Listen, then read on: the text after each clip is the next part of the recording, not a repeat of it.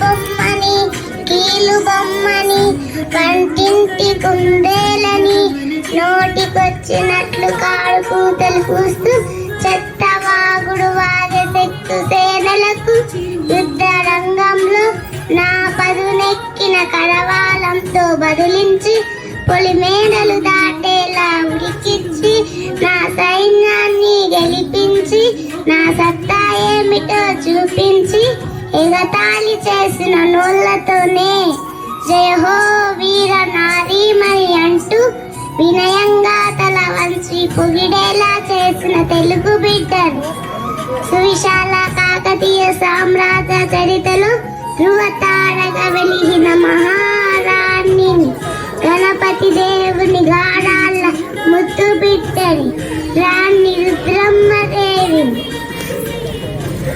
మా తండ్రి గణపతి దేవుడు తనకు పుత్రులెవరు లేనందున నన్ను ఆడపిల్లలగాక అచ్చం మగ పిల్లవాడిలా రుద్రదేవుడు అని నామకరణం చేసి కత్తిస్తాము. గుర్రపు స్వారీలతో పాటు సకల కళా విద్యలు నేర్పించి పట్టాభిషేకం చేశాడు. సింహాసనంపై ఒక స్త్రీ కూర్చుంటే ఓర్చుకోలేని నీచులు నికృష్టులు అయినా కొందరు సామంతులు మాదాయాదులు ఏకమై కుట్రలు కుతంత్రాలు పన్ని తిరుగుబాట్లు లేవరిస్తే నా భుజశక్తితో ధీయుక్తితో అన్నిటిని అణిచివేసి తెలుగు జాతినంతా ఏకం చేసి దక్షిణాపథంలో సువిశాల సామ్రాజ్యాన్ని స్థాపించాను. నా 27 పరిపాలన కాలంలో ఓడుగల్లును మహా సామ్రాజ్యంగా విస్తరించడమే కాక కలల కాణాచియ తీర్చిదిద్దాను. సంగీతం సాహిత్యం శిల్పం నృత్యాలకు పెద్దపీట వేశాను.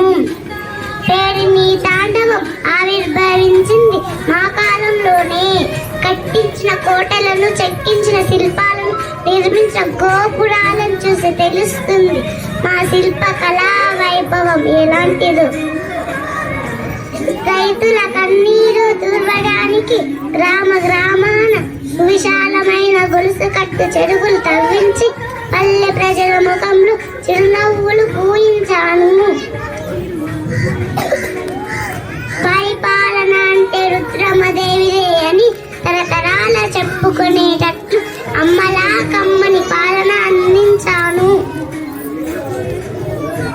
ఒక పక్క పౌరుష పరాక్రమాలకు మరో పక్క ప్రేమ ఆప్యాయతలకు మారుపేడుగా నిలిచి తెలంగాణ ముద్దు బిడ్డగా వెలుగొందాను.